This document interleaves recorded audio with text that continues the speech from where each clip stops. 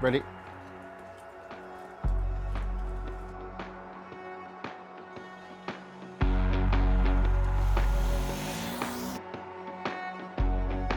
Good afternoon, folks. Welcome to Visordown. Today we are coming to you from Sicily, where we have been testing out BMW's new F450 GS.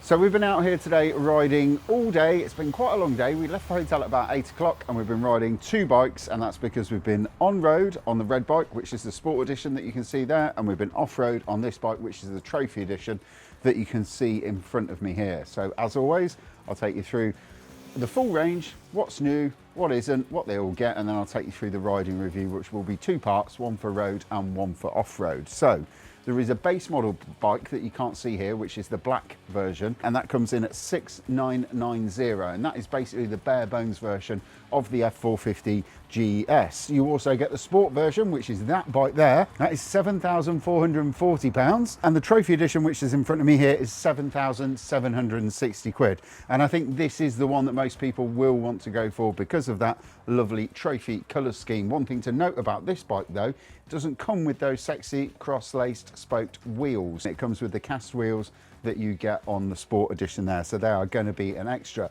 There's another catch with the Trophy. I'm going to go into a bit more detail in a little bit later, but this bike is only available with BMW's new ERC clutch, which is basically a recluse clutch. It's centrifugally driven and means you basically never really need to use the clutch lever unless you are starting the engine. I'm talking about the engine, I may as well tell you a bit more about it. So the engine is a 420cc engine. It's a parallel twin cylinder with 48 horsepower, so 47.6 bhp, bang on the A2 limit, and that is what BMW really tried to do with this one. They didn't want to come in below the A2 limit. They wanted to come in with a bike that was bang on that number, and they did so. We've got 43 Newton meters of torque, and 80% of that torque is available from the motor from about 3,000 RPM onwards. And the entire engine only weighs in at 46 kilograms. So saving weight and making it as light as possible has been a big, big part of this bike's design.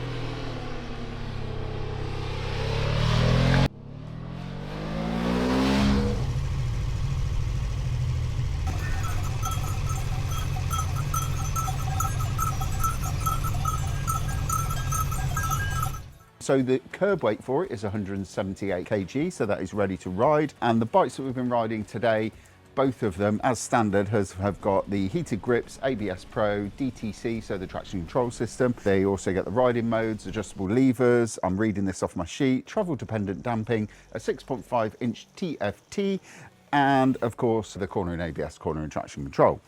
All of that good stuff. You've got a 19 inch front and a 17 inch rear wheel. So let's go into the review a little bit, shall we? Because we're pushed for time and we're losing the light, and it's been a very long day. As I said earlier on, this is going to be a review of two halves. So I'm going to start with our morning on the road on the Sport Edition.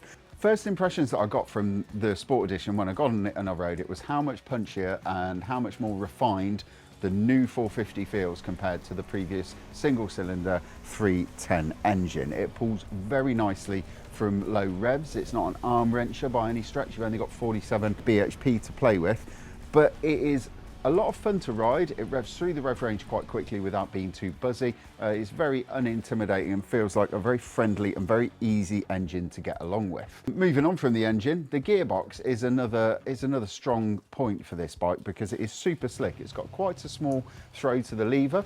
There's just enough room for me to tuck my Enduro riding boots underneath the lever and get it into the next gear. And the quick shifter, which is optional on these bikes, it was fitted to it as an up and down quick shifter, works very well. And a good thing about the quick shifter on these bikes is that it seems to work in a lot of the places that will flummox or confuse some of the quick shifters. So low revs, mid revs and high revs, doesn't really care where you are in the rev range. This quick shifter will just quick shift and get you up through the gears, which is very, very good.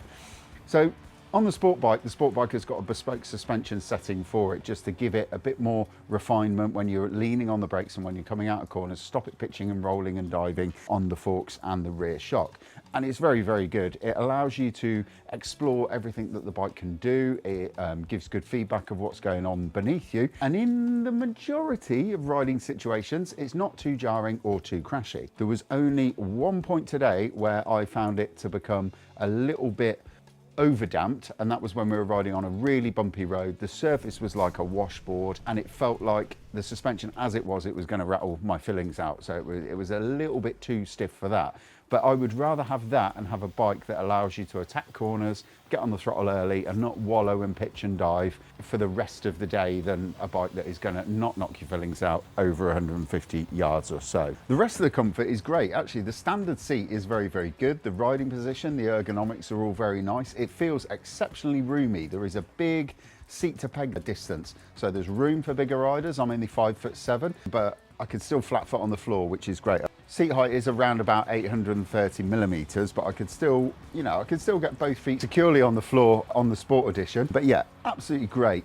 Vibrations, not too many to speak of. Everything feels very well damped. The handlebars feel nicely damped. There's not too much coming through the pegs, and the seat and tank as well there's no real vibes to speak of until you get on the motorway. And if you push above motorway speed, so you get up to about 7 to 7,500 RPM, and there aren't many more revs to go above that.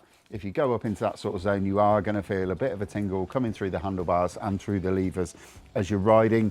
It's not a deal breaker by any stretch of the imagination, folks. It's a lot less than I felt on some other bikes that I've ridden this year, so it's not too bad at all. That is the stock screen. I'm going to say that if you spend any time on a motorway whatsoever, you're going to want to ditch it, get the touring screen, which is taller, more encompassing around the edges, because the stock screen isn't really very good at all. I found it quite buffety, quite noisy. I had to duck, basically put my face dead center in front of the TFT if I wanted to get in any kind of bubble whatsoever.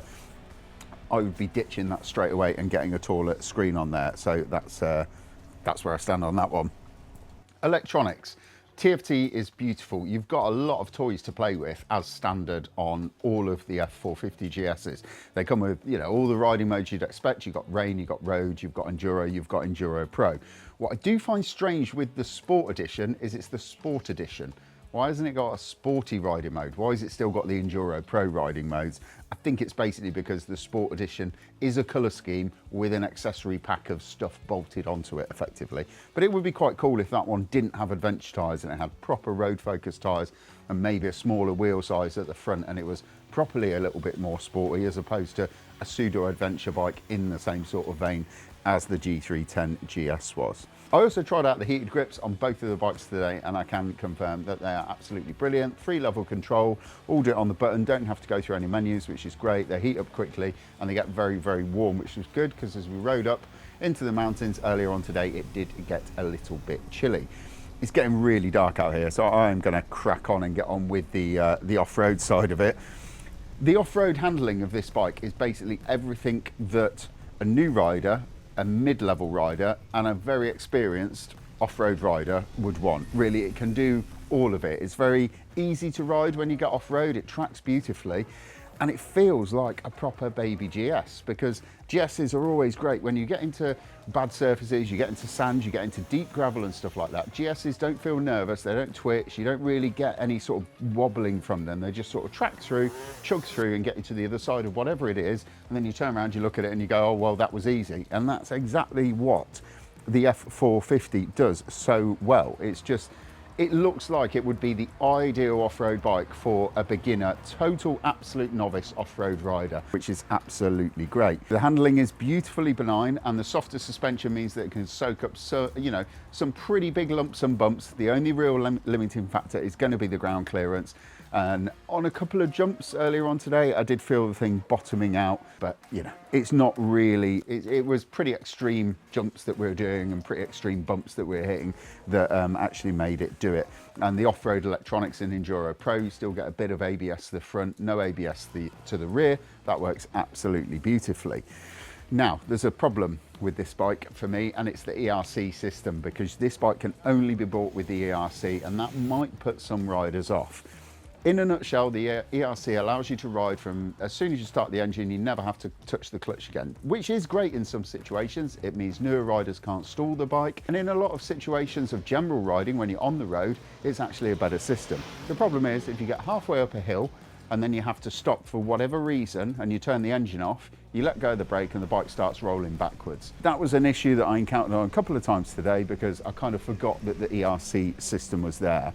Overall though, I really enjoyed the off-road ride. I thought it was absolutely brilliant fun, and this thing was very, very playful off-road, and it just made me want to go off and do silly things in the dirt, which is what these kind of motorbikes are all about.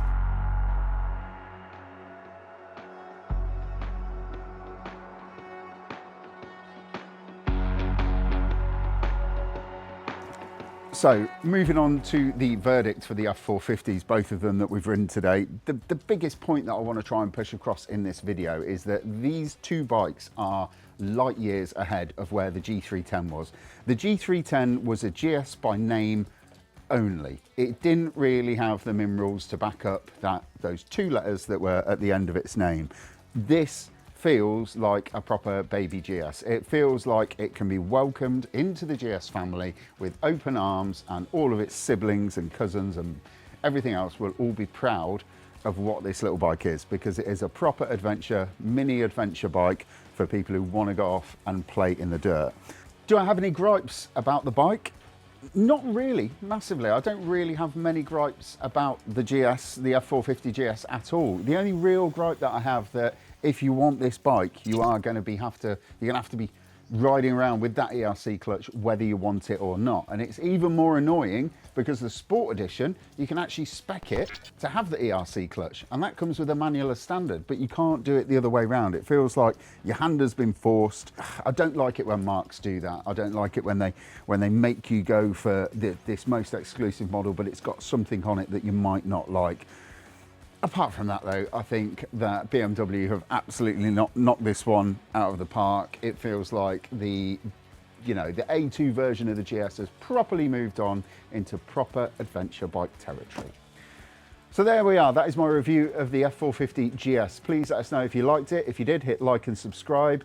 And if you want to find out the latest news, reviews and motorcycle features, get yourself over to Visordown.com.